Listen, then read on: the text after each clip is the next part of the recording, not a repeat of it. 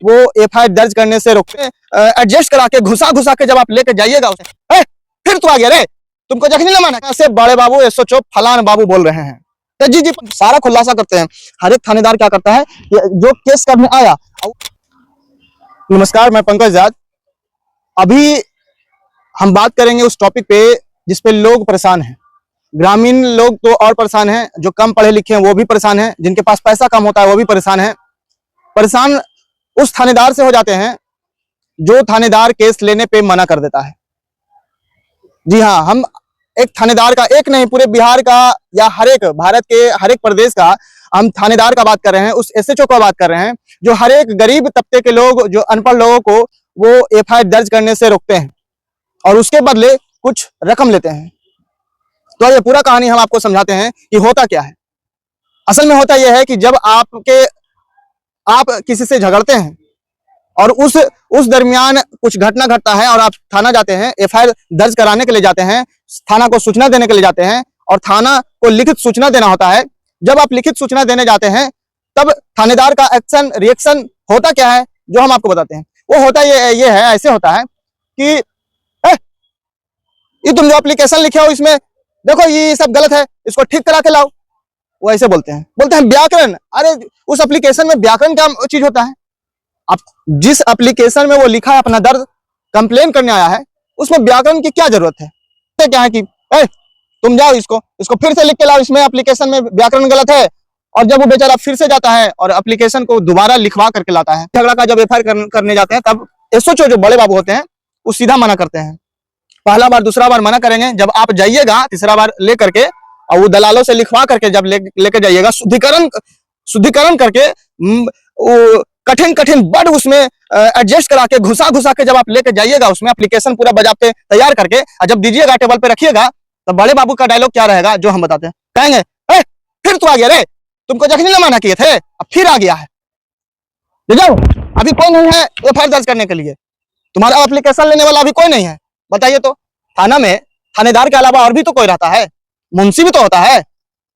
तो थाना में आपका एप्लीकेशन नहीं लिया जाएगा। आप तो लास्ट में कहेंगे आपको बड़े बाबू कि टेबल पे छोड़ के जाओ। और टेबल पे आप जब छोड़ के जाइएगा ना, तो आपके साथ क्या होगा जो हम बताते हैं। आपके साथ यही होगा कि वो एप्लीकेशन में जिसके बारे में आपने कंप्लेन किया है, जिसके अगेंस्ट में कंप्लेन किया है, उसको फोन कर जाएगा। और उसको नहीं करेगा तो उस गांव के सरपंच को, मुखिया को, जनप्रतिनिधि को फोन कर जाएगा कि फलाना बाबू हैं जो हम ई थाना से बड़े बाबू एसओचओ फलान बाबू बोल रहे हैं। तो जी प्रणाम सर, तो जी प्रणाम। अरे सुनिए ना, आपके क्षेत्र में देखे तो आपके गांव के फलान आदमी है, तो जी है, यही होगा। और फिर बुलावल जाएगा, वो मुखिया को बुलावल जाएगा, सरपंच को बुलावल जाएगा, बोलेगा कि वो आदमी को आप ले करके आइएगा जिसके अगेंस्ट में कंप्लेन हुआ है। और वो आदमी को ले करके जाता है। अब खेला देखिए, यहाँ से वो जो जनप्रतिनिधि है ना, वो दोगला होता है। वो जा करके वो क्या करता है, वो थानेदार से मिल लेता है, ठीक है। अब मिल करके क्या करता है, इसका केस के बदले उसको 10,000 रुपया दिलवाता है। अब बताइए एक गरीब आदमी 10,000 रुपया कैसे इंतजाम करता है, ये पता होगा आपको। आप गरीबी देखे हैं तो आपको पता होगा कि 10,000 रुपया और इंतजाम करता भी है, बेचारा करता है, कि उसको पता है कि पुलिस के फेरा में नहीं पड़ना है। आप जानते होंगे कि पुलिस का रवैया कैसा होता है, जो ठीक है ना।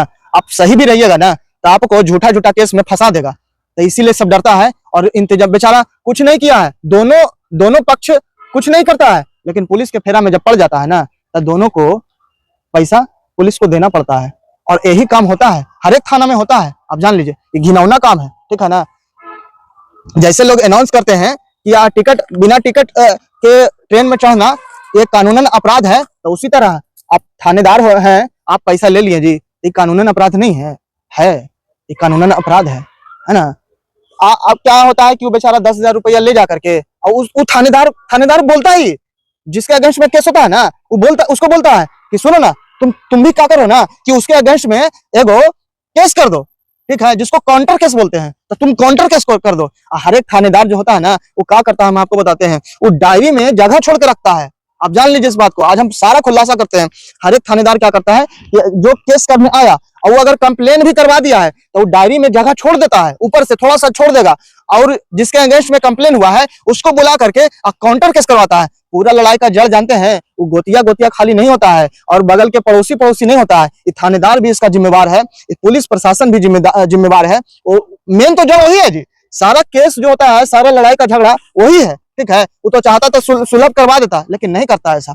अब होता है क्या, देखिए, अब उससे काउंटर केस करवा दिया और 10,000 रुपया उससे ले लिया। अब उसको भी, जो पहला जो कंप्लेनर था, कंप्लेन करने के लिए गया था थाना में, उससे क्या करता है, बोलता है फलान, अरे सुना ना, जब तुम जो दिया हो ना कंप्लेन करने के लिए, तो वो पहले से ही आके कंप्लेन कर दिया है जी। तो पहले से सर, कहाँ पहले से है? वो बेचारा दौड़ दौड़ क्या करता है, थाना में जाता है। अब बोलता है हुजूर, ये आप कैसे भी हो। अब वो बेचारा क्या करता है कि मैनेज करिए हुजूर, इसको मैनेज करवा दीजिए, न तो हमारे बाल, छोटा छोटा बाल बच्चा है, हम ही अकेले कमाने वाले हैं, टेम्पू चलाते हैं हुजूर, कैसे परिवार चलेगा। तो कहता है, थानेदार कहेगा, बुड़बक कहीं का, 10,000 जखनी थी, 10,000 अभी लग रहा था, समझ में आ रहा है, जखनी लड़ाइया क्या था, जखनी नहीं तुमको समझ में आ रहा था, जखनी कहाँ बुद्धि गया था रे, जब इतने तो समझदार था तो कहाँ लड़ा। थानेदार ठगता है उसको और कहता है कि सुनो, वो बोला है 10,000 रुपया देने के लिए, नहीं लिए हैं, तुम दे दो, तुम्हारा केस दर्ज कर लेंगे और उस पर कंप्लेन कर देंगे। अभी बेचारा क्या करता है, हुजूर 10,000 ज्यादा है हुजूर, 5,000 करिए, 10,000 देना था तो बेचारा कैसो करके जानते हैं पैंचा लेता है। अब पैंचा पैंचा का बात बोलते हैं ना, तो एक और है जो मुख्यमंत्री जो किए है ना, जो समिति बनाए हैं गांव में, ठीक है ना, उससे बेचारा पैंचा लेता है। पैंचा लेकर के सुधी पे जा करके वो थाना में डालता है पैसा, दरोगा बड़े बाबू को देता है पैसा कि लीजिए हुजूर 10,000 रुपया, केस मैनेज करिए हुजूर, हमारा छोटा छोटा बच्चा है, ठीक। अब सोच लीजिए आप, एक छोटा सा चीज के लिए दरोगा कितना ले लिया, 10,000-20,000, हुआ कुछ नहीं, 10,000-20,000 रुपया। अब कुछ पैसा जो है ना, जो मुखिया जी लाए थे ना, वो सेकंड जो कंप्लेनर था उसको भी बड़े बाबू दे देते हैं। जानता है कि यही होता है काम, आप लोग भी जानते होंगे, ऐसी होता है काम। आप लोग जब वीडियो को देखिएगा ना, लास्ट तक देखिएगा, तब आपको समझ में आएगा कि आप लोग के साथ भी कभी ना कभी घटा होगा इसका। अब ये तो देख लीजिए, ये तो कंप्लेन हो गया, ऐसे से हो गया, दोनों से 10-10 हजार 20,000 रुपया ले लिए, लेकिन इसका असली जो सॉल्यूशन है वो 10-10 20,000 थाना नहीं है। अब सम्राट चौधरी जो है ना, वो एगो पोर्टल निकाले हैं, पोर्टल पे आप जाइएगा, एक साइट है, उस पर आप ऑनलाइन एफआईआर कर सकते हैं। थानेदार को आना पड़ेगा, समझे ना, थानेदार को आना पड़ेगा और आपका केस पे उसको काम करना पड़ेगा। सही को सही कहने वाला वो, या गलत को सही करने वाला वो कोई नहीं है। उसके लिए है ना, भारत का संवैधानिक जो है हमारा, वो जज है ना, बैठे हुए न्यायालय है ना। लेकिन ऐसा नहीं होता है, लोग जानकारी के अभाव में लोग क्या करते हैं, मजबूर हो जाते हैं और थानेदार को पैसा दे देते हैं। आप सिर्फ दीजिएगा नहीं, ठीक है ना, एक हम डिस्क्रिप्शन में हम दे देंगे, वेबसाइट है, आप उस पर जा करके क्या करिएगा, ऑनलाइन कंप्लेन कर दीजिएगा, वो थानेदार का भी हेकड़ी निकल जाएगा बाहर, ठीक है। वीडियो अगर अच्छा लगा होगा ना, तो वीडियो को आप लाइक शेयर जरूर कर दीजिएगा। आप फेसबुक पे देख रहे होंगे ना, फॉलो नहीं करके रखे होंगे, तो फॉलो हमको कर दीजिएगा, कहा है कि हम ऐसा ऐसा वीडियो और आपको लाने वाले हैं। तब तक के लिए जय हिंद, जय भारत।